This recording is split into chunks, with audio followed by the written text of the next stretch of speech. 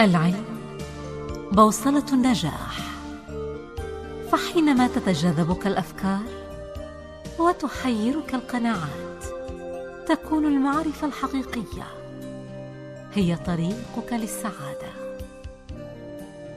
فبالعلم والمعرفة تسعد النفس، وبها ترقى الأوطان، وتحت ظلالهما يتفيأ المتعلمون.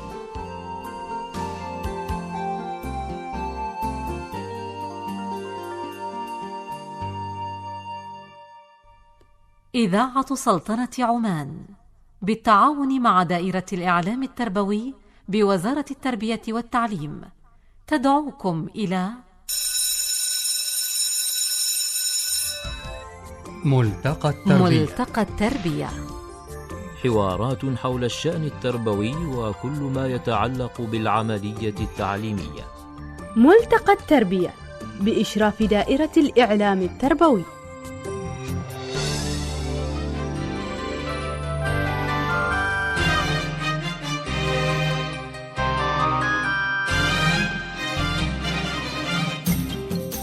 مستمعينا الأكارم، أحبتنا أينما كنتم، نحييكم عبر إذاعة سلطنة عمان وعبر نسائم مسقط الباردة في هذا المساء الجميل.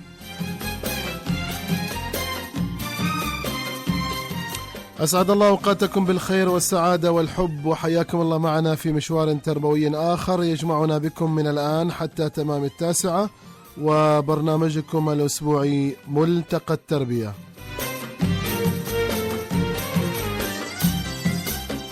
مستمعينا الكرام، سعداء بهذا التواصل الأسبوعي معكم في مساء كل جمعة. تغيرت أرقام التاريخ وتحركت مدارات الكون وأشار الزمان إلى عام جديد. اليوم نعيش أيام الأولى وأسبوع الأول، وهذا هو لقاءنا الأول في العام الجديد 2014 للميلاد.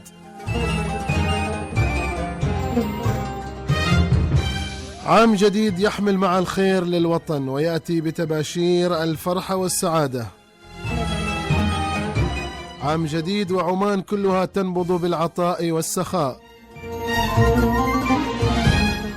عام جديد وعمان قريرة العين بسلطانها وشعبها الوفي.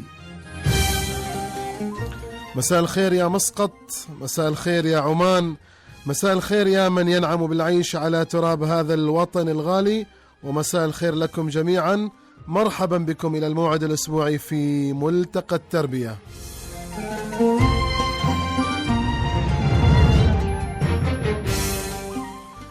تقبلوا في البداية تحيات فريق العمل في الإعداد، فاطمة بنت محمد الداودية، ومعكم في التقديم عبد العزيز بن حمد العجمي. وهذه تحية مخرج البرنامج سيف بن سالم الجرداني.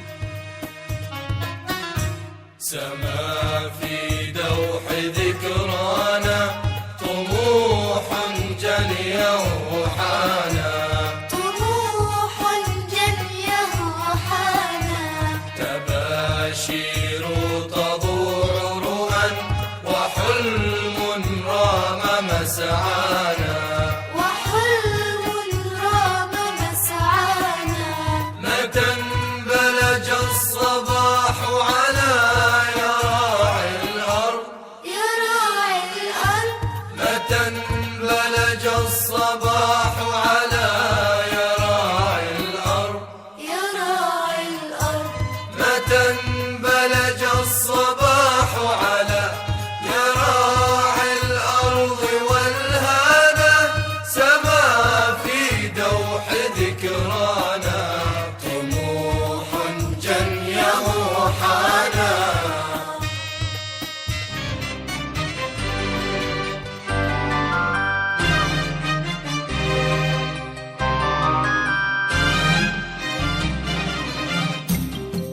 حياكم الله مستمعين الكرام، أحبتنا المستمعين، نحييكم في هذا المساء الجميل وفي عام ميلادي جديد نأمل إن شاء الله أن يكون فيه كل الخير للجميع. موضوعنا اليوم في ملتقى التربية موضوع مهم، ربما يعني غير معروف لدى الكثيرين ومنهم حتى التربويين، موضوع التربوي الزائر. شو هو هذا الموضوع؟ التربوي الزائر عبارة عن برنامج فيه مجموعة من الزيارات التعليمية الدولية لعدد من المعلمين والعاملين العمانيين في الحقل التربوي من أجل الاطلاع على تجارب وممارسات تعليمية حول العالم، ويشمل برنامج الزيارات عددا من الدول حول العالم، ويرشح له مشاركون من ذوي الإجادة في أدائهم الوظيفي، وأيضا كذلك الأنشطة التعليمية والمساهمات الفاعلة في تطوير التعليم. موضوع جديد يطرح الآن في وزارة التربية والتعليم، وبدأ تنفيذ هذا البرنامج. احنا في خلال هذه الحلقة من برنامج ملتقى التربية نناقش موضوع التربوي الزائر، تفاصيل أكثر حول هذا الموضوع، شو هي أهداف الموضوع، من يترشح له، إيش هي آلية الاختيار، وكيف يتم نقل أثر التدريب، ومحاور أخرى أعرضها للحوار مع ضيفي في الاستوديو الأستاذ داود بن سليمان بن حمد الشبيبي، أخصائي علاقات دولية بمكتب البرامج التعليمية الدولية بوزارة التربية والتعليم. مساء الخير أستاذ داود. مساء النور عبد العزيز. وأيضا سيصحبنا بالتعريف لموضوع التربوي الزائر الأستاذ عبد الله بن سليمان بن محمد الغافري، أخصائي تدريب بدائرة تقييم العائد التدريبي بالمديرية العامة لتنمية الموارد البشرية، والأستاذ عبد الله أيضا عضو في هذا البرنامج. مساء الخير أستاذ عبد الله. مساء النور، يا أهلا فيك. مثل ما قلنا يعني هناك ربما الموضوع موضوع التربوي الزائر لم يصل إلى التربويين يعني فضلا عن غيرهم بشكل واضح. أستاذ داود، احنا نريد نعرف فكرة عامة كذا عن البرنامج التربوي الزائر والفكرة العامة للبرنامج، وما هي الأشياء التي قدمت من خلال هذا البرنامج. بسم الله الرحمن الرحيم، الحمد لله رب العالمين، والصلاة والسلام على سيد المرسلين. في البداية أحب أن أشكر جميع القائمين على هذا البرنامج المميز وعلى هذه الاستضافة الطيبة. برنامج التربوي الزائر كما أسلفت هو مجموعة من الزيارات السنوية لبعض الدول الأخرى، وذلك بواقع 4 زيارات سنويا يشارك فيها عدد من المعلمين والعاملين العمانيين في الحقل التربوي ممن لديهم مبادرات ومساهمات فاعلة، وذلك للاطلاع على تجارب دولية والتعرف على ما هو جديد في العملية التعليمية. إذن 40 شخص يروحوا لهذه الزيارات؟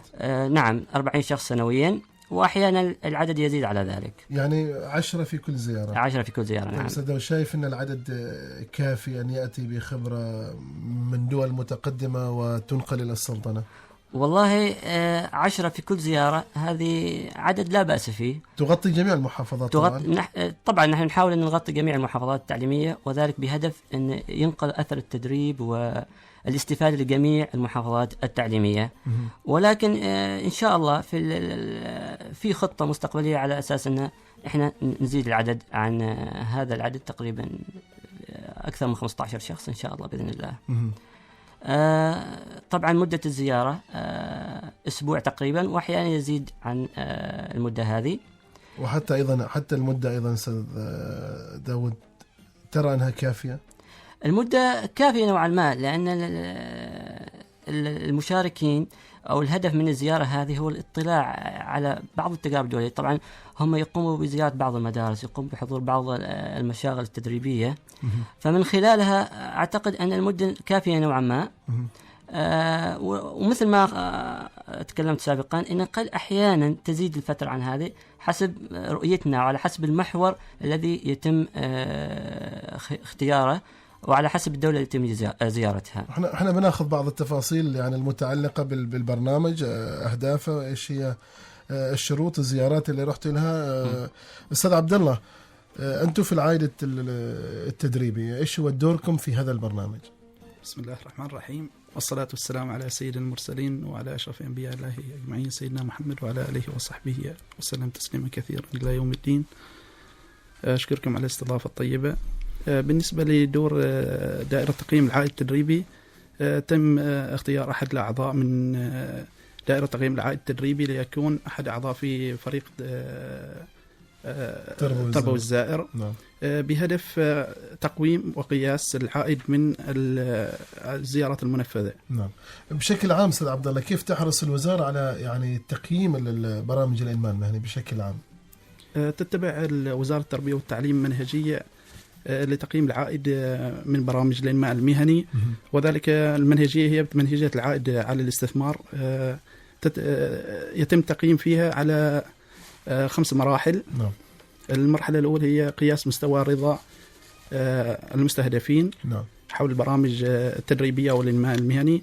المستوى الثاني يتم قياس مستوى التعلم لديهم، هل هناك اكتساب مهارات ونحوه. نعم. بالنسبة للمستوى الثالث يتم قياس مستوى تطبيقهم لتلك المهارات التي اكتسبوها وتعلموها من خلال برامج الإنماء المهني. نعم. في المستوى الرابع هنا يتم قياس الأثر الناتج من تطبيقهم للمهارات، المهارات التي اكتسبوها في البرامج التدريبية. نعم. في العائد الإجمالي منها يتم حسابه عن طريق مدى تأثير أو الأثر الذي أحدثه البرنامج التدريبي نعم. حول هذا المستهدفين. فإذا كان هذا الهدف، هذا الأثر كان واضح جدا، الذي اكتسبه كان الأثر واضح من خلال برنامج تدريبي، يعازن باستمرارية هذا البرنامج. وإذا كانت هنالك بعض الأخلال يتم تقييمها ومعالجتها أحيانا فوريا أثناء تنفيذ البرنامج، وأحيانا لاحقا أثناء التطبيق حيث يتم اكتشافها هنالك. نعم. أنتم لكم دور أستاذ عبد الله في اختيار المرشحين اللي راحوا لبعض الدول لنقل هذه الخبرات التعليمية؟ تتبع الفريق التربوي الزائر، هنالك اجتماعات دورية يتم عقدها. نعم. نحن في دائرة تقييم العائد كعضو في فريق التربوي الزائر أقوم بالاشتراك معهم مع فريق التربية الزائر في آلية وضع آلية اختيار المرشحين. نعم. وأيضا المقابلات، وبعد إجراء المقابلات والفرز. نعم. أستاذ داود، هناك مجموعة أهداف يعني مرسومة وضعت نظريا في هذا البرنامج، إلى أي مدى يعني فعلا تحققت مبدئيا بعض الأهداف من خلال هذه الزيارات؟ والله من خلال الزيارات اللي تم تنفيذها ومن خلال عملية التقييم للزيارات نرى أن تقريبا أنها تحققت جميع الأهداف المرسومة والمنشودة من هذا البرنامج. نعم. طبعا هناك عدة أهداف للبرنامج، وأهمها مثل ما تكلمت سابقا اللي هو إطلاع المعلمين والعاملين العمانيين في الحقل التربوي على تجارب وخبرات دولية. طبعا في محاور مختلفة أستاذ داود. طبعا في محاور مختلفة، يعني كل زيارة تأخذ محور وتأخذ فئة مستهدفة معينة من كل زيارة. ونحن طبعا نحاول أن ننوع في المحاور، وذلك حسب أولويات الوزارة. نعم. كذلك من ضمن أهداف البرنامج هو تعزيز جوانب الإنماء المهني لدى المعلمين والعاملين العمانيين، التعريف بالسلطنة والتعرف على ثقافات الدول الأخرى. بما أن هذا البرنامج يشارك فيه ممن لديهم مساهمات ولديهم مبادرات، فبالتالي يعتبر كتكريم لهذه الفئة من التربويين. وكذلك من أهم الأهداف هو إفادة الحقل التربوي من خلال تبادل الخبرات. طبعا أنت تروح وتطلع على خبرات دولية، فبالتالي أنت مطالب بعد العودة أنك تنقل الأثر التدريب ويعني تشارك زملائك كل ما استفدت من خلال هذه الزيارة. يعني أنا أفهم من هذا الكلام أنه يعني المرشحين لحضور أو لزيارة هذه الدول هم نخبة يتم اختيارهم وفق شروط معينة. نعم بالفعل. نعرف هذه الشروط؟ والله هناك عدة شروط لاختيار المترشحين. من أهم هذه الشروط أن يكون قد مضى على المترشح 4 سنوات خبرة على الأقل. الشرط الآخر أن يكون ضمن الفئة المستهدفة من هذه الزيارة. نعم. طبعا كل زيارة نستهدف فئة معينة، فبالتالي لابد وشرط أساسا أن يكون هذا الشخص من ضمن الفئة المستهدفة، أن يكون من المجيدين في عملهم، أن يبدي المترشح الرغبة الجادة في المشاركة في البرنامج وعلى حسب البرنامج المعد لهذه الزيارة. نعم. أن يكون لديه القدرة على المناقشة وبناء الحوارات مع المعنيين في الدولة التي يقوم بزيارتها. طبعا هم راح يلتقوا هناك ببعض التربويين وبعض الخبراء. فبالتالي لابد أن يكون هذا الشخص عنده القدرة أن كيف يناقش هذيل الناس، كيف يبني حوارات معهم، حتى تكون الفائدة كبيرة. أستاذ داود، يعني معذرة، الزيارة الأولى كانت للولايات المتحدة؟ الأولى كانت إلى دولة نيوزيلندا. في مجال التربية الخاصة. في التربية الخاصة. في التربية الخاصة، نعم. مجال ممتاز. وأيضا ثم لحقتها أيضا زيارات أخرى إلى الولايات المتحدة والمملكة المتحدة. أيوة، الزيارة الثانية كانت إلى الولايات المتحدة الأمركية، وكان محور الزيارة اللي هو القراءة، وكانت فيها المستهدفة فيها هي معلمي ومشرفي وأخصائي تدريب اللغة الإنجليزية. في اللغة الإنجليزية. في اللغة طيب الإنجليزية. المواد الأخرى أيضا شملتها، يعني كانت هناك محاور خاصة بمواد مختلفة. أيوة، نعم. بما فيها حتى اللغة العربية مثلا. حتى يعني معك الزيارة الثالثة للبرنامج كانت لتخصص اللغة العربية في مجال التقويم التربوي في المملكة المتحدة. في المملكة المتحدة، نعم. جميل. ناخذ هذا الاتصال احنا أيضا بإحدى الأخوات المشاركات، الأستاذة مريم بنت خلفان الغيثية، مساعد مدرب للغة العربية. مساء الخير أستاذة مريم. مساء النور أخوي. أستاذة مريم، حديثنا عن برنامج التربوي الزائر، وأنت كنت أحد المشاركات أو إحدى المشاركات التي وفدت إلى المملكة المتحدة. صحيح. تكلمينا عن محور الزيارة اللي شاركت فيها. بسم الله الرحمن الرحيم. بالنسبة لمحور الزيارة كان التقويم التربوي. نعم. كانت الزيارة في تاريخ 6 مارس إلى 13 من مارس من العام الماضي. نعم. إيش هي أبرز الجوانب اللي يعني لاحظتوها موجودة هناك في نظام التقويم بالمملكة المتحدة وممكن الاستفادة منها؟ بالنسبة لأبرز ما يميز نظام التقويم لديهم بشكل عام، يعني ممكن تلخيصه في عدة نقاط. نعم. أولا ما لاحظته هو التقويم المتكامل، بمعنى أن التقويم لديهم يعني لا يقتصر على تقويم أداء المستوى الدراسي للطالب فحسب، إنما يشمل جوانب أخرى. طبعا ذلك بسبب وجود هيئة تسمى مكتب معايير التعليم لديهم، أو ما يسمى بالأوفست. نعم. هذه الهيئة عبارة عن سلطة تراقب وتتابع المدارس. هي مستقلة إداريا وماليا، ولها صلاحيات في اتخاذ القرارات. تتابع كل ما يتعلق بالتعليم في المدارس، تقيمه، تقوم الأداء التحصيلي للطلاب، وتهتم بسلوكهم أيضا وبجودة التدريس والإدارة المدرسية. كل هذه الأشياء تقوم بها هذه الهيئة. نعم. هذه الهيئة. نعم. طبعا زياراتها بالنسبة للمدارس منتظمة، تتابع ما يحدث في المدارس. نعم. تتابع هل هذه المدارس تطبق آليات التقويم، الاستراتيجيات المعتمدة بشكل صحيح. هذه الزيارات تقريبا تكون كل 2 أو 3 سنوات. نعم. والزيارة الواحدة تستغرق 2 يوم. جميل. أستاذة مريم، يعني احنا بس يعني مضطرين احنا ناخذ يعني خلاصة ما كان في الرحلة. بشكل عام تقييمك للرحلة، هل المدة كافية؟ لم تكن كافية بالنسبة لنا، تجربة جديدة، نريد أن ننهل المزيد من هذه المعارف، المزيد من هذه التجارب، لا سيما لدولة يعني بالنسبة للدولة رائدة مثل المملكة المتحدة. نعم. لكن بشكل عام نستطيع القول بأننا استفدنا الكثير جدا خلال هذه 8 أيام التي مكثناها هناك. نعم. وأيضا حافز بالنسبة لكم أستاذة مريم أن تكوني يعني إحدى المشاركات في هذه الزيارة. طبعا أخي الكريم، لأن مثل هذه الزيارات يعني تطلعنا على آخر ما وصل إليه نظام التعليم في الدول المتقدمة. نعم. جوانب الاستفادة، الجوانب التي ممكن أن نأخذها من عندهم لكي نطبقها لدينا هنا في السلطنة. نعم. حتى على مستوى يعني الجانب الشخصي نحن استفدنا في جوانب يعني شخصية. في شيء هناك يتعلق كونك أنت مساعدة، يعني مساعد مدرب للغة العربية، في شيء استفدتوه للغة العربية؟ نعم. بالنسبة لي أنا بحكم تخصصي في اللغة العربية، أعجبني نظام تقييم الطالب في اللغة لديهم هناك. فهم يعتمدون طريقتين للتقييم. الطريقة الأولى أن بعد كل فصل دراسي يجتاز الطالب امتحانا تحريريا. جميل. في مادة اللغة الإنجليزية. جميل. وكل طالب يحتفظ بهذه الأوراق في دفتره. وبعد التصحيح يقوم المعلم بتضليل المستوى الذي حصل عليه الطالب. جميل. جميل. والامتحان لديهم يتضمن مهارتي القراءة والكتابة. أما القسم الثاني فيتعلق بمهارة الكتابة. نعم. عن طريق كتابة موضوع يعالج قضية محددة. جميل. واحنا محتاجين لتكريس الجهود في القراءة والكتابة خلال هذه الفترة أستاذة مريم. صحيح، معك حق.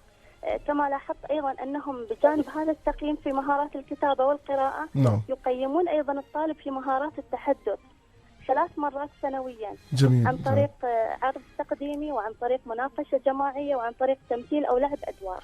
احنا يهمنا أستاذة مريم أن يتم نقل أثر العائد التدريبي وما لاحظتوه وما شاهدتوه هناك، وأهم المعطيات الرئيسية نكرسها في محافظاتنا وفي مدارسنا وفي الموقف الصفي. أنا شاكر لك أستاذة مريم، إن شاء الله أتمنى لك كل التوفيق في المرحلة القادمة إن شاء الله. إن شاء الله. شكرا جزيلا أخي الكريم. شكرا. حياك.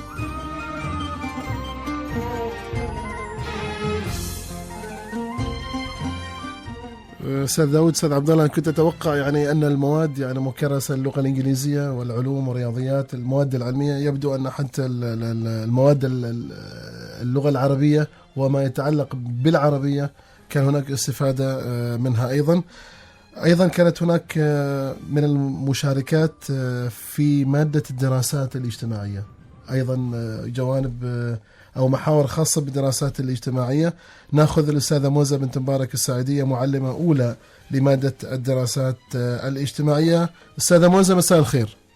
مساء النور أستاذ، كيف الحال؟ أخبارك؟ الله يسلمك. أستاذة موزة، احنا نناقش موضوع التربوي الزائر، ويبدو أن فيه ملفات كثيرة ومحاور كثيرة يعني جاءت بعائد طيب من خلال الزيارات التي قمتم بها إلى الدول المختلفة، وأنت مثلتي هذا الفريق إلى المملكة المتحدة. نعم. نتكلم عن محور الزيارة أستاذة موزة، إيش كان موضوع الزيارة؟ نحن محور موضوع زيارتنا في مجال التقويم التربوي والاطلاع على أساليب والأدوات المتبعة في مدارس المملكة المتحدة. نعم. يعني هل هناك أساليب تقويم يعني متبعة في مدارس المملكة المتحدة مختلفة عنا؟ احنا عندنا التقويم المستمر، وهذا التقويم يطور بشكل مستمر، يعني هناك تطوير تطاله يعني ملاحظات كثيرة ويتم تطويره بشكل مستمر. في شيء هناك موجود غير موجود معنا في السلطنة؟ طبعا أستاذ، موجود في أشياء كثيرة أثناء الزيارة وجدناها فيها مختلفة نوعا ما، أو يمكن طريقة تطبيقها في المدارس هناك، أو آلية تطبيقها مختلفة، أو طريقة متابعتها نوعا ما. نعم. طبعا هذا يعود مثلا للتاريخ الزمني في عملية المملكة المتحدة قبل في عملية التطوير التربوي، وفي عملية تطبيق التعليم عندهم كتعليم الزامي وحكومي وما شابه من ذلك. نعم. ولكن من الأشياء التي لفتت انتباهنا عندهم في مدارس في العاصمة لندن، أن عندهم هو التعليم الإلزامي في مدارسهم حتى السن 16 عند الطلاب. نعم. بعد التعليم هذا والطالب ينتقل من صف إلى آخر بشكل تلقائي إلى الصف الآخر. نعم. بعد التعليم الإلزامي يكون هناك تعليم الثانوي، أو التعليم يختار الطالب، أو التعليم المهني، أو التعليم العالي اللي هو التعليم الجامعي. من أكثر من الأشياء اللي لفتت انتباهي هي عملية التقويم عندهم في المدارس. تكون عملية متابعة بشكل كبير جدا، سواء من المعلم أو إدارة المدرسة أو ولي الأمر بنفسه يعني. نعم. وهناك أيضا أستاذة موزة يعني هناك لا يوجد ربما هناك نظام لتقويم موحد، هناك استقلالية وحرية مطلقة يمكن لكل مدرسة في اختيار النظام. أيوة، هي مختلفة جدا، يعني نجد أن كل مدرسة تختلف في عملية التقويم عندهم في المدارس، لكن نحن المدارس اللي زرناها وجدنا نوعا ما بعض الأنظمة متشابهة. من الآليات اللي عجبنا فيها كثير ونتمنى أن ننقلها إلى السلطنة، أنهم عندهم عملية التقويم هي تتم كل 6 أسابيع، وتوجد في هناك قائمة لعملية أنها تتابع الطالب. هناك في تغذية راجعة سريعة جدا للطالب أنه يرى أعماله، ليس الطالب فحسب، إنما يكون بعد 6 أسابيع في لقاء بين إدارة المدرسة والمعلم والطالب وولي الأمر. حتى استغربنا أن ما عندهم أي مشكلة في عملية اللقاء بولي الأمر، يعني كل ولي أمر عارف التوقيت الزمني الذي هو سيكون هناك لقاء معه. نعم. سوف يطلع على أعمال الطالب التي ينجزها خلال 6 الأسابيع هذه، ثم يتعرف على مستوى الطالب، يعني لا يوجد أي مشكلة عنده في عملية التواصل بين الأسرة وبين المدرسة نهائيا. هذه لا توجد هذه المشكلة معهم. جميل. أستاذة موزة، نقلتي لنا أثر الخبرة هذه، نقلتيها إلى المحافظة التعليمية؟ نعم، نقلناها عن طريق أن العام الماضي نظمنا يوم كامل في عملية نقل هذا الأثر التدريبي بحضور من مثل مع حضر الأستاذ داود، وكان في دعوة من المحافظة، من مديرية التربية والتعليم معنا في المحافظة جنوب الباطنة، وحضور معلمين من معلمين الدراسات الاجتماعية. حضر حوالي أكثر من 50 معلم ومعلمة. جميل. ونقلنا هذا الأثر ونقلنا تجربتنا، حتى نحن يعني مثلا كمعلمة عجبت بأحد الطرق التدريسية والاستراتيجيات التدريسية المطبقة هناك، فنقلتها إلى طالباتي في المدرسة، ووجدت أنها لها أثر ودور كبير جدا في رفع المستوى التحصيلي لدى الطلاب. جميل. يعني عملية ما عملية مستحيلة يعني، وإنما عملية ممكنة. نعم نعم.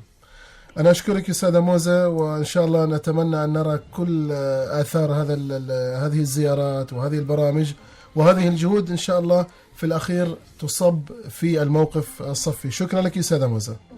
مشكور أستاذ. شكرا.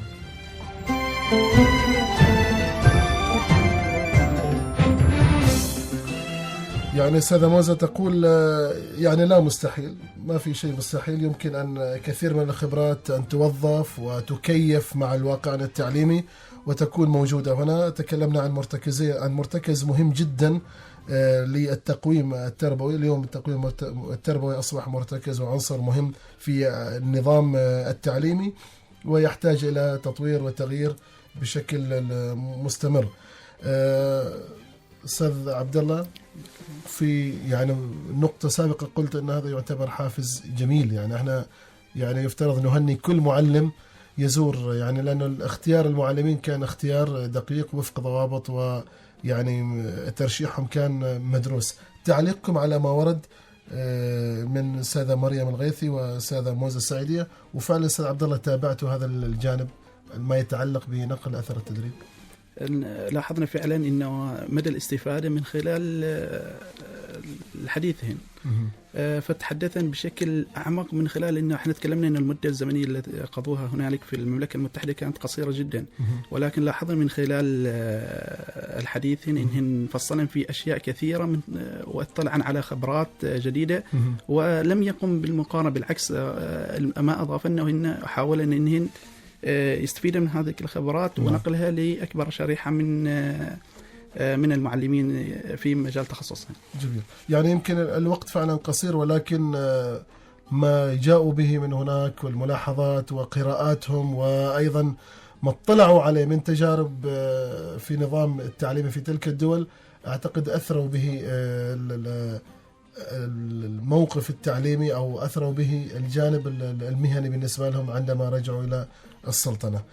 احنا إلى هذا الحد يعني راح نكمل بقية محاور الحلقة بعد أن نذهب إلى يعني هذا العنصر وهذه المحطة المهمة من عناصرنا ومن محطاتنا الأسبوعية، وهي المواهب الطلابية. نحتاج من فترة وفترة أن نعود إلى طلابنا ونستمع إلى مواهبهم وإبداعاتهم.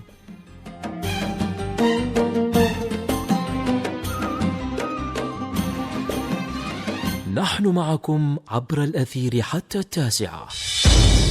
ملتقى التربية، ملتقى التميز والإبداع. موهبة طلابية.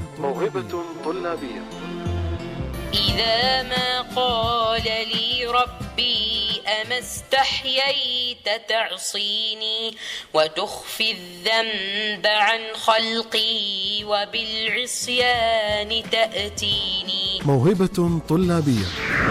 الله يا ابن البرتغال، ماذا فعلت يا ابن البرتغال؟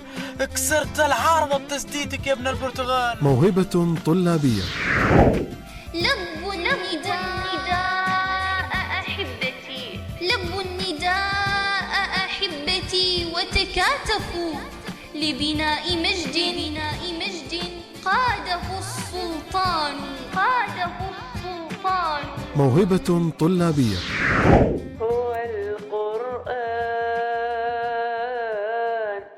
هو القرآن يحييني. موهبة طلابية.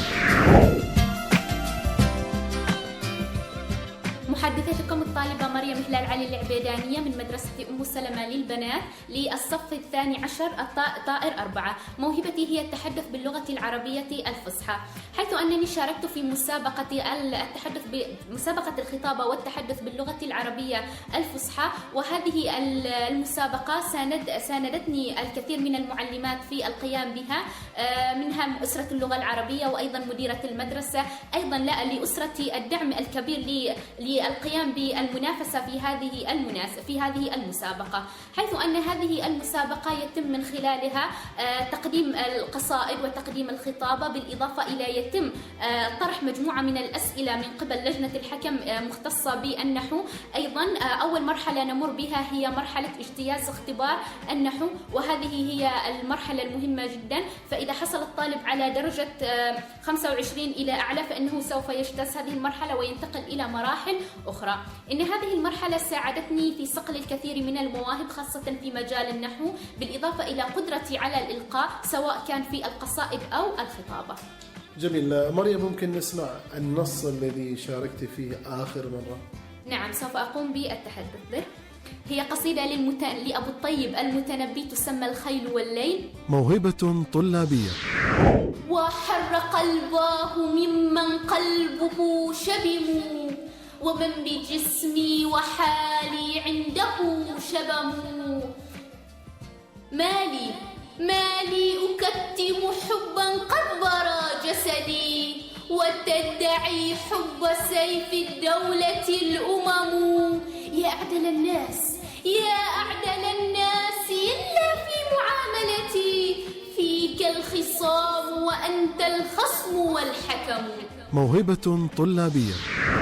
هل يمكن أن نقول أن الحب للغة العربية كان منطلقا لأن تشاركي في مسابقة التحدث بالفصحى؟ نعم، إنه كان منطلق كبير جدا، حيث أنني في البداية لم أكن أحب اللغة العربية ولكن بعد ذلك هنالك الكثير من المعلمات التي غرسن حب اللغة العربية في قلبي، حيث أن ابتداء من مدرسة الصفا فهنالك معلمة قديرة جدا أشكرها لأنها غرست حب النحو في البداية، ومن منطلق حبي لهذا النحو أحببت هذه اللغة. ومن ثم أيضا مدرسة أم سلمة أحببت الكثير في التعاون مع المعلمات، حيث أنهن متساعدات ودائما يثرين المادة بالكثير من المعلومات، سواء كانت متعلقة بهذا المنهج أم سواء كانت خارجية. موهبة طلابية.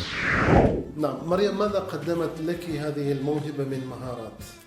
في البداية قدمت لي القدرة على ثقتي بنفسي، القدرة على الجراءة، القدرة على إلقائي لهذه مختلف أنواع الموضوعات، سواء كان في قصيدة أو خطابة، أو أنني أقوم في أي سؤال يطرح علي في النحو أقوم بالإجابة عنه بسرعة. موهبة طلابية. أفكر أن أنجح وأتفوق على هؤلاء التي حصلن على هذه المراكز، وإن شاء الله لي رؤية مستقبلية كبيرة جدا. في البداية كل منا يطمح لي الحصول على هذه النسبة، وخاصة في موقفي هذا في الصف 12، ولكن أيضا أطمح في الحصول على مركز آخر، فأطمح بالحصول على مكانة أخرى في دولة أخرى أستمر فيها في البذل والعطاء في هذا المجال. موهبة طلابية. جميل مريم، إن شاء الله كل الأمنيات بالتوفيق، وما نيل المطالب بالتمني ولكن تؤخذ الدنيا غلابة. شكرا لك مريم. موهبة طلابية.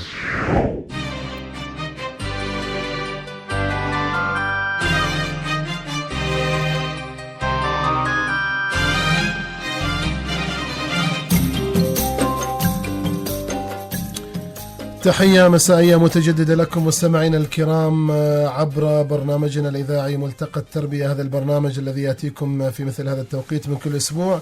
وباسمكم جميعا أجدد الترحيب بضيفي البرنامج الأستاذ داود بن سليمان الشبيبي، أخصائي علاقات دولية بمكتب البرامج التعليمية الدولية بوزارة التربية والتعليم، والأستاذ عبد الله بن سليمان الغافري، أخصائي تدريب بدائرة تقييم العائد التدريبي بالمديرية العامة لتنمية الموارد البشرية، وعضو برنامج التربوي الزائر. استمعنا إلى هذه الموهبة الجميلة للطالبة مريم العبيدانية، وهناك مواهب كثيرة إن شاء الله من خلال الحلقات القادمة في ملتقى التربية. أستاذ عبد الله، نتكلم عن أهمية تقويم برنامج التربوي الزائر، هذه الجهود المبذولة وهذه يعني أكيد هناك ميزانية مخصصة لهذا البرنامج، وهناك مساحة من الإبداع يمكن أن تقدم للحقل التربوي. إيش أهمية تقويم برنامج التربوي الزائر؟ أشكرك بداية فعلا أستاذ عبد العزيز، سؤال مهم جدا. برامج الإنماء المهني لو نجي نفصل فيها، هنالك برامج تدريبية ودورات خارجية. أما بخصوص برنامج تربية الزائر فهو يتميز فعلا حقيقة في نقاط معينة راح أشرحها الآن. بالنسبة للبرامج التدريبية يتم تلقيها هنا في السلطنة، ويكون المستهدفين عادة هم مجموعة في لإكسابهم مهارات معينة. بالضبط. بالنسبة للدورات الخارجية فعلا ينتقلون من السلطنة إلى دول خارج لاكتساب أيضا مهارات وعادة وظيفية في المهام الوظيفية اللي يحرصون على الارتقاء فيها. برنامج التربوي الزائر ما يتميز فيه هنا حقيقة عن الدورات الخارجية، عن البرامج التدريبية الأخرى. كون برنامج التربوي الزائر لو نعكس هنالك هم يلترقون يكتسبون من متدربين في مؤتمرات أو في برامج تدريبية تخضع لعدة محاور معينة. برنامج التربوي الزائر يتميز كون أنه يكون المشارك هو بنفسه يستفيد، ينقل خبرات، يشاهد بنفسه، يطبق بنفسه، وهذه هي قمة الاكتساب من المعلومات، خاصة أنك تجعل الشخص في الواقع الحقيقي يستفيد بنفسه، يحصل على المعلومات والخبرات. يعني يكون ملقي ومتلقي في نفس الوقت. يلقي ومتلقي في نفس الوقت. هو يشاهد بنفسه ما هنالك، يسأل المحاورين. أيضا لو تكلمنا عن الدورات الخارجية، هو يذهب إلى مؤتمر يستمع فيه، يحصل على يكتسب بعض المعلومات أو المهارات. برنامج تربوي الزائر يختلف جدا.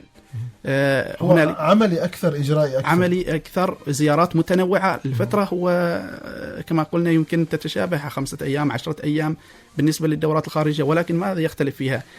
بالنسبة للدورات الخارجية وبرامج التدريبية يظلون في نفس عادة غالبا في نفس المكان. بالنسبة للتربوي الزائر ينتقلون ميدانيا من مدرسة إلى مدرسة أخرى أو من مكان إلى مكان آخر بحسب طبيعة أو محور الزيارة.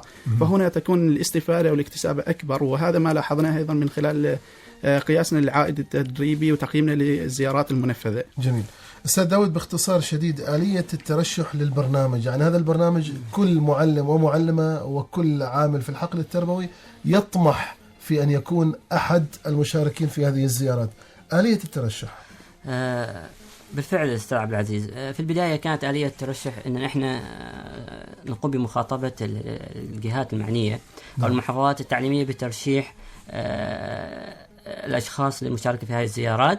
طبعا نحن نعطيهم المعايير، نعطيهم اللي هي الفئات المستهدفة من الزيارة ومحور الزيارة.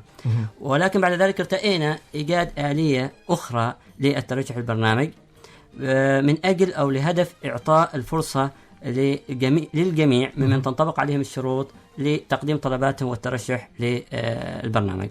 ففي البداية يتم الإعلان عن الزيارة عبر البوابة التعليمية. فخلال الإعلان يتم تحديد محور الزيارة، الفئة المستهدفة من الزيارة، وفترة معينة لاستقبال الطلبات. يعني كل المرشحين اللي شاركوا عن طريق البوابة التعليمية؟ الزيارتين اللي كانوا خلال العام 2012 كان عن طريق النظام اللي هو مخاطبة المحافظات التعليمية. اللي ذهبوا إلى أمريكا الزيارة اللي قبل الأخيرة والأخيرة كانت عن النظام الجديد اللي هو النظام الإلكتروني عن طريق البوابة، يعني عن طريق البوابة التعليمية. نعم بالفعل. وخضعوا لكل الشروط بموضوعية. طبعا البرنامج الإلكتروني مهيأ بحيث أن يستقبل الطلبات على حسب الشروط. جميل. فمثلا إذا كان الشخص سنوات خبرته أقل من 4 سنوات، النظام مباشرة تظهر له شاشة تبين له أن أنت غير مستوفي للشرط هذا. نعم. بعد ما يقوم الشخص بالدخول ممن تنطبق عليهم الشروط، طبعا يقوم بتعبئة استمارة الالتحاق إلكترونيا. وهنا نحب أن ننوه إلى حاجة مهمة جدا، وهذا دائما ما ننوه له، أن يجب على المترشح تحديث بياناته في البوابة التعليمية قبل تعبئة استمارة الالتحاق. وذلك تعرف أن احنا هنا نستهدف اللي هم فئة المعلمين والمشرفين. فمثلا معلم هذه السنة موجود في مدرسة سين، فالسنة القادمة راح ينتقل إلى مدرسة أخرى علشان نمضي عليه الفرص، على أساس ما تضيع الفرصة، لأن هنا لابد أن يقوم المسؤول المباشر بتقييمه. طيب أستاذ داود، خلينا ناخذ واحد من المشاركين إلى الولايات المتحدة، الأستاذ محمد بن سالم القيوضي. أستاذ محمد، مساء الخير. النور أستاذ عبد العزيز، كيف الحال؟ حياك الله. الله يسلمك. بارك الله فيك. احنا قبل شوي كنا نتكلم عن آلية الترشح، ويبدو أنك كنت أحد المحظوظين، وهي ليست مسألة حظ، لكن احنا أيضا نهنيك أن تكون أحد المشاركين في هذه الزيارات، لأن المشاركين كانوا أيضا شاركوا بكفاءة والتحقوا إلى هذه الزيارات بكل موضوعية. فيعني أنت أحد المبدعين الذين مثلوا وزارة التربية والتعليم إلى الولايات المتحدة. أتكلم عن محاور الزيارة، إيش كانت المحور الرئيسي اللي ذهبتم من أجله؟ كان المحور الرئيسي اللي ذهبنا من أجله للولايات المتحدة الأمريكية حسب الإخوان ما حددوه كان مسبقا، يعني قبل أيام الاختيار. نعم. وهو عبارة عن الاطلاع على تجربة الولايات المتحدة في مجال تدريس العلوم، وكذلك أيضا محور زيارة أو الاطلاع على تجربة أيضا ولاية أريزونا في الولايات المتحدة على تنظيم المعارض المحلية والعالمية كذلك. جميل جميل. المحور انقسم إلى يعني شقين، تدريس العلوم وكذلك مجال تنظيم المعارض العلمية. الحكم ناحية تدريس علوم طبعا يعنى بالتطبيقات العملية وهذا وعدنا أيضا برنامج التنمية المعرفية ونقيم فيه معارض أيضا. أكيد يلامس طبعا أكيد. طيب إيش هي أبرز الأنشطة والفعاليات اللي يعني شملتها الزيارة؟ حقيقة يعني تبعا لأهداف الزيارة اللي خطط لها مسبقا، مثل ما خبرتك انه شق لتدريس العلوم والشق الثاني تنظيم المعارض. فالانشطه توزعت على هذه المحورين الاساسيين. من ضمن الانشطه اللي زرناها في مجال تدريس العلوم، احنا زرنا مدارس اللي هي يسموها الهاي سكولز، اللي هي مدارس ثانويه عندنا توازي. نعم. ومن هذه المدارس مدرسه بوينا، مدرسه الامباير سكول والشوية سكول، يعني التقينا فيها بعدد كبير من المعلمين الامريكان، مدراء مدارس، تربويين، وايضا عقدنا معهم حلقات نقاشيه حول نظام التعليم في الولايات المتحده الامريكيه بشكل عام وتدريس العلوم بشكل خاص. وقفنا ايضا على الزيارات الصفيه، يعني زرنا الفصول عندهم واطلعنا على تجربتهم في طرق التدريس. نعم. وايضا ربط التقانه بتدريس العلوم. زرنا مرافق المدرسه المختلفه من مكتبات، من مصادر تعلم، من مختبرات، فصول دراسيه. ايضا التقينا بالطالب الامريكي. تعرف انت لازم ناخذ فكره عامه عن طبيعه الطالب الامريكي واعداده. جميل. ايضا حضرنا عروض تقديميه اللي هي برزنتيشنات يعني اعدوها لنا تربويين امريكان ايضا. زرنا غرف خاصه بالانشطه اللي تقام فيها الابتكارات العلميه، بحكم ان احنا طبعا استهدفنا تدريس العلوم. نعم. فيما يخص ايضا تدريس العلوم في المحور نفسه، زرنا مؤسسات تدعم تدريس العلوم. من بينها طبعا زرنا جامعة أريزونا. طبعا جامعة أريزونا هي اللي نظمت لنا الزيارة، متمثلة في مركز الشرق الأوسط بالتعاون مع وزارة التربية معنا هنا، جزاهم الله خير. نعم. زرنا المختبرات في جامعة أريزونا، واجتمعنا بعدد من الأكاديميين والتربويين اللي أيضا لهم علاقة بتعليم العلوم في المدارس. نعم. بجانب ذلك زرنا ايضا الاسطوره العلميه اللي ما تسمى بالبايوسفير. البايوسفير طبعا هذا يسموه البايوسفير 1 2. البايوسفير 1 هو كوكب الارض، يعني المشروع هذا هو مشروع ضخم ايضا يجسد بيئات الارض المختلفه من محيطات، من صحاري، من سافانا. طبعا ايش دور هذا المؤسسه التعليميه؟ دورها انه طلاب المدارس عندهم في اريزونا والولايات المتحده الامريكيه يزوروا هذا المكان لعمل بحوثهم، وكذلك المعلمين ايضا العلوم يستفيدوا من هذا المكان في تدريسهم العلوم. وهو طبعا مكان بحثي حتى للتعليم العالي هو طبعا، لكن يستهدف ايضا المدارس. كذلك زرنا القبه الفلكيه، وهي طبعا مكان راقي للتطبيقات الفلكيه. زرنا القبه الفلكيه فيها ملحق طبعا للجيولوجيا، للصخور، الحفريات. يعني ايضا هذه القبه الفلكيه هي تدعم تدريس العلوم. نعم. كلام. زرنا متحف صحراء سونورا، ايضا هو مكان يقرا فيه ايضا تجارب على النباتات وعلى الطبيعه بشكل عام. فيما يخص المحور الاخر اللي هو تنظيم المعارض، ايضا هذا نال نصيبه حقيقه. حضرنا عروض تقديميه لبعض المؤسسات، يعني عندهم في الولايات المتحده الامريكيه في ولايه اريزونا صراحه عندهم احترافيه عاليه في تنظيم المعارض العلميه. نعم. لذلك يعني احنا حضرنا عده عروض تقديميه تشرح لنا الابجديات، انا هقول ابجديات تنظيم المعارض، كيف آلية المشاركة بالنسبة للمدارس، يعني اللي هي مثلا لو طالب بغى يقدم ابتكار علمي كيف يقدمه، كيف طريقة التحكيم. في هذا الجانب أيضا حضرنا عدة عروض وزرنا، وأنا أعتقد أنه الهدف الرئيسي أيضا من زيارتنا هو زيارة أحد المعارض العالمية اللي هو يسموه معرض انتل. نعم. حضرنا أيضا في فينيكس في ولاية أريزونا. نعم. معرض عالمي يعني تقريبا حضروه 70 دولة مشاركة. وأيضا طلابنا شاركوا في هذا المسابقة أستاذ محمد قبل فترة.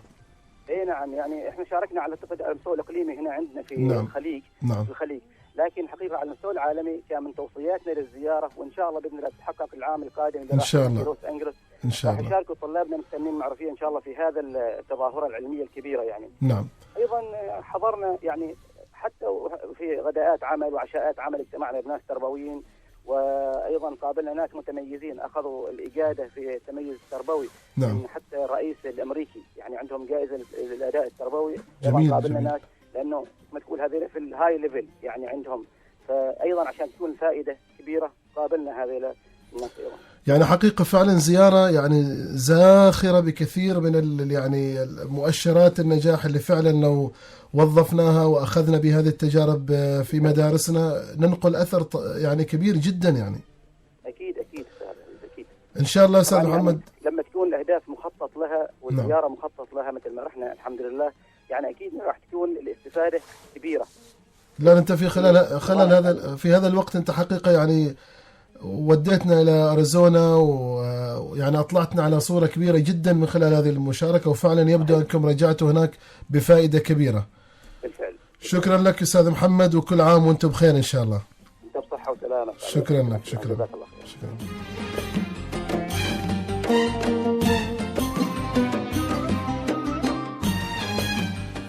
أستاذ عبد الله قبل شوية تقول لي يعني بدل ما يروح ياخذ مؤتمر ويحضر مؤتمر وكذا، أعتقد اللي نقل أستاذ محمد قبل شوية في كل ما يتعلق بتدريس العلوم أعتقد حصيلة جدا كبيرة تغني عن مؤتمرات أروح فقط أكون مستمع.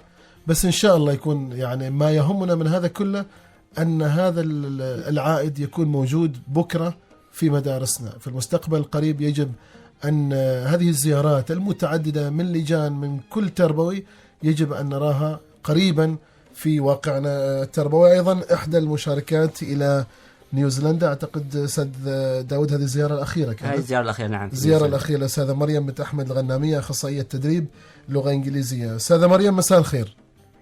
مساء النور. كيف الحال أستاذة؟ الحمد لله بخير، شو أخباركم؟ كل عام وأنت بخير. وأنت بألف خير إن شاء الله. أستاذة مريم أنت سافرتي إلى نيوزيلندا صحيح؟ صحيح. وهذا كانت آخر زيارات برنامج التربوي الزائر. طبعا مع المميز أستاذ داود اللي معكم في الاستوديو. أستاذ داود يعني فعلا يبدو أنه شارك في برنامج التربوي الزائر، وأيضا شارك في نجاح تجربة إن شاء الله نأمل منها الكثير. أكيد أكيد. أعطينا الفكرة اللي كانت فكرة محور الزيارة اللي شاركتوا فيه. طبعا محور الزيارة أول يعني هو يعتبر برنامج إسرائي في طرائق تدريس الحلقة الأولى اللي هم الصفوف من أول إلى رابع. نعم. استهدفت هالبرنامج استهدف معلمي الحلقة الأولى. اليوم معلمي الحلقة الأولى موجهين تربويين وأخصائي تدريب. إيش هو المحور؟ مثل ما ذكرت لك إنه كان في طرائق تدريس الصفوف من أول إلى رابع في بشكل عام. نعم. أيوة بشكل عام. نعم. طيب هل هناك تنوع في فعاليات أنشطة الزيارة؟ يعني رحتوا إلى هذه الزيارة فعلا وجدتوا في شيء مختلف ما كان موجود في مدارسنا؟ أكيد. يعني فعلا البرنامج كان ناجح بجميع المقاييس. برنامج جدا هادف أضاف لنا إحنا معلومات وخبرات جديدة.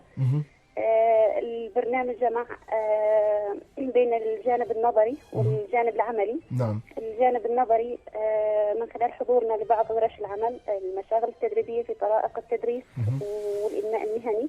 الجانب العملي من خلال زيارتنا لمجموعة من مدارس الحلقة الأولى، حضورنا لبعض الحصص الدراسية، مناقشة الهيئتين التدريسية والإدارية في كل مدرسة. نعم. الاطلاع على أساليب التدريس والتقويم عندهم، الاطلاع على أهم المشاريع المطبقة في هذه المدارس.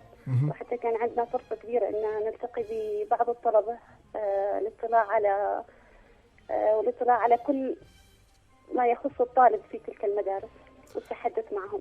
طيب هذه المحاور وكل اللي شاهدته هناك فعلا، هل توجد أرضية له في النظام التعليمي في السلطنة بحيث أن عندنا إمكانية ننقل هذه التجارب والعائد التدريبي إلى مدارسنا؟ طبعا يعني احنا رايحين وعارفين ان لكل دولة او لكل يعني نظامها التعليمي المختلف والمتميز عن بقية الأنظمة، والهدف من رحلتنا هو يعني نقل تجربة للاطلاع على خبرات جديدة. نعم. ممكن ان نطبقها على أرض الواقع بما يتناسب معنا احنا يعني في السلطنة، بما يتناسب مع أنظمتنا وقوانيننا. نعم. طبعا أشياء كثيرة تعلمناها، أشياء كثيرة استفدنا منها، وأشياء كثيرة يعني نأمل أنه نطبقها إن شاء الله على أرض الواقع في السلطنة إن شاء الله. احنا ايضا استاذ عبد الله الغافري، استاذ داود، نوجه لكم تحية ونتمنى لكم ان شاء الله التوفيق في ايضا المرحلة القادمة ونقل اثر التدريب الى مدارسنا. شكرا لك استاذة مريم. تسلم استاذي، الله يخليك. شكرا.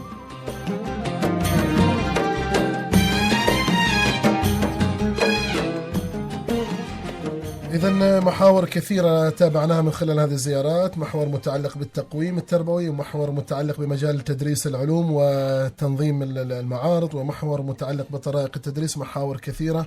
كيف يتم اختيار المحاور أستاذ داود؟ وإيش هي الدول اللي تم زيارتها إلى الآن؟ وهل هناك دول لا زالت في يعني قيد الدراسة لزيارتها؟ يتم اختيار الدول تبعا لتجاربها الناجحة، ممن تربطها بالوزارة مذكرات تفاهم وتعاون. نعم. حيث نقوم بمخاطبة جهات التنسيق في هذه الدول لإعداد تصور في محور معين أو مجال معين، وذلك تبعا لحاجة الوزارة وأولوياتها. بعد كذلك نقوم بمراجعة التصورات بعد ما تصلنا من جهات التنسيق والتعديل فيها والاتفاق على برنامج الزيارة النهائي. ولكن على الرغم من أن معظم هذه الدول التي نفذنا فيها الزيارات لغتها الأم هي اللغة الإنجليزية، إلا أن إيجاد اللغة الإنجليزية لا تعد شرطا أساسيا للالتحاق بالبرنامج. توفر مترجمين حيث يتم توفير الترجمة الفورية. نعم بالفعل. طبعا مثل ما عرفت أن تم تنفيذ بعض الزيارات في الولايات المتحدة الأمريكية، في المملكة المتحدة، وفي نيوزيلندا، وفي الخطة إن شاء الله المقترحة للعام 2014 إن شاء الله راح يتم تنفيذ بعض الزيارات في دول أخرى، في ألمانيا وفي فرنسا إن شاء الله بإذن الله سبحانه وتعالى. إن شاء الله. أستاذ عبد الله، خلينا نطلع على نتائج تقويم الزيارات اللي تم تنفيذها. احنا استمعنا وأنا أعطيت فرصة للمعلمين المشاركين والمشرفين التربويين اللي زاروا هذه الدول، أعطيتهم فرصة للحديث حتى فعلا نقترب من يعني فعلا واقع هذه الزيارات. أنتم النتائج اللي وصلتوا لها؟ فعلا أستاذ عبد العزيز، ذكرنا سابقا أن وزارة التربية والتعليم تتبع منهجية في تقييم الزيارات. فلو تحدثنا عن مستوى رضا المشاركين في الزيارات، وبلغ أكثر من 90% فعلا، يعني من 90 إلى 95% في الزيارات المنفذة الأربع. وهذا واضح جليا من خلال المتصلين كيف أظهروا ردة فعل إيجابية حول الزيارات. نعم. بالنسبة لمستوى التعلم أيضا كانت هنالك أظهر التقييم من خلال تفاعل المشاركين في الزيارات المنفذة واكتسابهم للخبرات العالمية، من خلال وقوفنا في متابعتنا للعروض التقديمية التي تنافس المشاركين في ابتكار وتصميم عروض تقديمية. نعم. تم نقل فيها الأثر التدريبي والاستفادة. لاحظنا أيضا تعبير كبير من المشاركين عن رغبتهم في استمرارية مثل هاي البرامج. هم يريدوا أيضا وقت طويل. تحدياتكم يعني كفريق متابعة للعائد التدريبي، هناك عندكم تحديات، صعوبات تواجهكم؟ ممكن إن شاء الله بالنسبة لزيارة أعضاء فريق التربية والزائر، أيضا بالإضافة على أساس أن نتمكن من زيارة المعلمين أثناء أو المستهدفين سواء المعلمين أو المشرفين أو الموظفين الآخرين المنتسبين لوزارة التربية والتعليم إلى أماكن عملهم لقياس مستوى تطبيقهم والأثر الناتج، نضمن أن يصل إلى الموقف الصفي وهو الأهم يعني محور العملية التعليمية. أستاذ داود، خطتكم المستقبلية باختصار شديد. والله خطة مستقبلية لتطوير برنامج. طبعا من ضمن الخطط إن شاء الله احنا نطمح أو نتأمل لتقديم دعم لبعض المشاريع المجيدة، وذلك لتحقيق الهدف المنشود من الزيارة. نفس الشيء من ضمن خطتنا هو إصدار كتيب سنوي يجتمع على جميع الزيارات المنفذة خلال العام، وحتى وجوانب الاستفادة من هذه الزيارات. والآن العمل جاري في إعداد الكتيب أو النسخة الأولى من الكتيب، وتضمين بالإضافة إلى تضمين بعض أو عدد من الدول العربية ذات التجارب التربوية الناجحة توجيهات محتملة إن شاء الله للزيارات المستقبلية. جميل. يعني احنا حاولنا نغطي من خلال هذه الحلقة أن نعرف ببرنامج تربوي الزائر، لأن يعني عدد غير قليل، خلينا نكون صريحين، ما يعرفوا عن البرنامج تربوي الزائر. حاولنا أن نغطي ونعرف ونوصل فكرة هذا البرنامج من خلال هذا الوقت المتاح. في ختام هذه الحلقة أشكر ضيوف البرنامج الأستاذ داود بن سليمان بن حمد الشبيبي، أخصائي علاقات دولية بمكتب البرامج التعليمية الدولية بوزارة التربية والتعليم. كل الشكر لك أستاذ داود، أتمنى لكم إن شاء الله التوفيق في الزيارات القادمة. العفو أستاذ عبد العزيز، شكرا جزيلا وبارك الله فيك. شكرا لك أستاذ عبد الله بن سليمان بن محمد الغافري، أخصائي تدريب بدائرة التقييم العائلي التدريبي بالمديرية العامة لتنمية الموارد البشرية، وأيضا عضو فريق التربوي الزائر. شكرا لك. شكرا جزيلا. ختاما ندعو لكم مستمعينا الكرام بالتوفيق والنجاح في هذا العام الجديد، ويا رب إن شاء الله تتحقق كل أمانيكم وكل أحلامكم، وتكونوا قد وضعتوا أهداف جديدة تسعون إليها. ولا تنسوا أن تكون عمان ضمن غاياتكم الكبرى، فهي الأرض التي تستحق الوفاء والإخلاص والتضحية والفداء. في الأخير تقبلوا تحيات فريق العمل، حيث كان معكم في الإعداد فاطمة بنت محمد الداودية، وكنت معكم في التقديم عبد العزيز بن حمد العجمي، وأخرج لكم هذه الحلقة سيف بن سالم الجرداني. كل عام وانتم بخير. منذ القدم والعلم ساس الأمم، باسم القلم تكتب جميع الحروف، أحلى الدروس والعلم بين الصفوف. منذ القدم والعلم ساس الأمم، باسم القلم تكتب جميع الحروف، أحلى الدروس والعلم بين الصفوف.